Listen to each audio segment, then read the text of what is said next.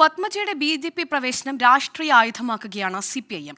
കോൺഗ്രസ് മൊത്തമായി നാളെ ബി.ജെ.പിയിലേക്ക് പോകില്ല എന്നതിന് എന്താണ് ഉറപ്പെന്ന് CPIM സംസ്ഥാന സെക്രട്ടറി MV ഗോവിന്ദൻ ചോദിച്ചു. പത്മജിക്ക് പിന്നാലെ കെ മുരളീധരനും ബി.ജെ.പിയിലേക്ക് പോകുമെന്ന് പി ജയരാജൻ ഫേസ്ബുക്ക് പോസ്റ്റിൽ കുറിച്ചു. കോൺഗ്രസുകാരെ സംബന്ധിച്ചിടത്തോളം ഇപ്പോഴും AK ആന്റണിയുടെ മകൻ പോയി, കരുണാകരൻ്റെ മകൾ പോയിക്കൊണ്ടിരിക്കുകയാണ്. ഇനിയിപ്പോൾ ആരൊക്കെയാണ് പോയി, ഏതെല്ലാം പ്രസിഡന്റ്, സെക്രട്ടറി, അതുപോലെ തന്നെ ആളുകൾ ആരൊക്കെയാണെന്നൊന്നും പറയാൻ സാധിക്കുന്ന നിലയല്ല കേരളത്തിലുള്ളത്.